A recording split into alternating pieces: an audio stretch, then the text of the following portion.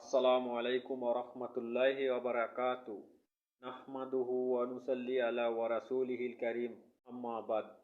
আলহামদুলিল্লাহ, ইতিমধ্যে আলেম ওলামাদের উপর যেমন জুলুম নির্যাতন একের পর এক আলেম ওলামাদেরকে রিমান্ড দিতে দিতে শেষ করে দিতেছে, তবে আলহামদুলিল্লাহ আবির হামজা হুজুর মুক্তি পেয়েছেন। এই জন্য আল্লাহ পাকের রব্বুল আলমিনের শুকরিয়া আদায় করি আলহামদুলিল্লাহ।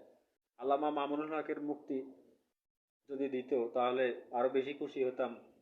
আল্লামা মামুনুল হক হাফিজুল্লাহ যদি মুক্তি হতো।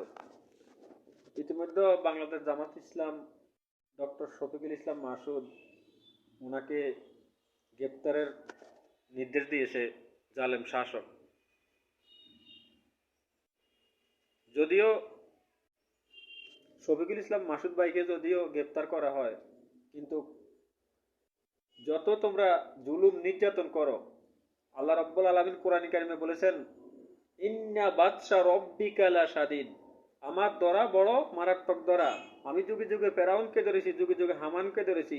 আল্লাহ পাক রব্বুল আলামিন সমস্ত জালেমদেরকে যেভাবে নাকানি সুবানি খাইয়ে লোহিত সাগরের জালেম ফেরাউনকে যেভাবে ধ্বংস করেছে, লোহিত সাগরে আল্লাহ পাক রব্বুল আলামিন জালেম ফেরাউনকে শুটকি বানিয়ে রেখেছে। নমরুদকে আল্লাহ পাক রব্বুল আলামিন জুতা পিটা করেছে। যারা ইসলামের বিরুদ্ধে কথা বলবে, আলেম ওলামাদের বিরুদ্ধে কথা বলবে, যুগে যুগে যুগে যুগে ইসলামের বিরুদ্ধে কথা বলবে, তাদেরকে আল্লাহ রব্বুল আলামিন নাস্তানা করে, অপদস্থ করে, লাঞ্ছিত করে তাদেরকে দুনিয়া থেকে চিরবিদায় করে দিবে। এই জন্য ক্ষমতা যারা আছে তারা সাবধান হয়ে যাও, তোমরা জালেমেরা সাবধান হয়ে যাও। আজকে জালেমরা নমিনেশন পায়, যারা শরীর বিক্রি করে খায়, চামড়া বিক্রি করে খায়, নষ্টা মহিলা মমতাজ, নায়ক ফেরদৌস পাঞ্জাবি টুপি লাগাইয়া মসজিদে ভিতরে কথা বলে, এগুলো হলো কিয়ামতের আলামত।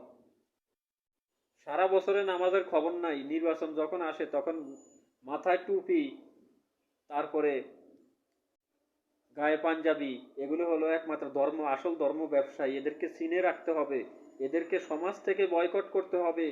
সমাজ থেকে বয়কট করে এদেরকে লাথি মেরে এই বাংলাদেশ থেকে তাড়া করতে হবে ইনশাল্লাহ। এই জন্য আমার প্রিয় ভাইয়েরা সবাই ঐক্যবদ্ধ হয়ে যাবেন। সিনেমা জগতের কোনো অশ্লীলতা, নায়ক নায়িকা, এইগুলি খেলোয়াড় কোনোদিনও এমপি মন্ত্রী হতে পারবে না। এমপি মন্ত্রী যদি হতে হয়, আলেম ওলামাদেরকে এমপি মন্ত্রী বানাতে হবে।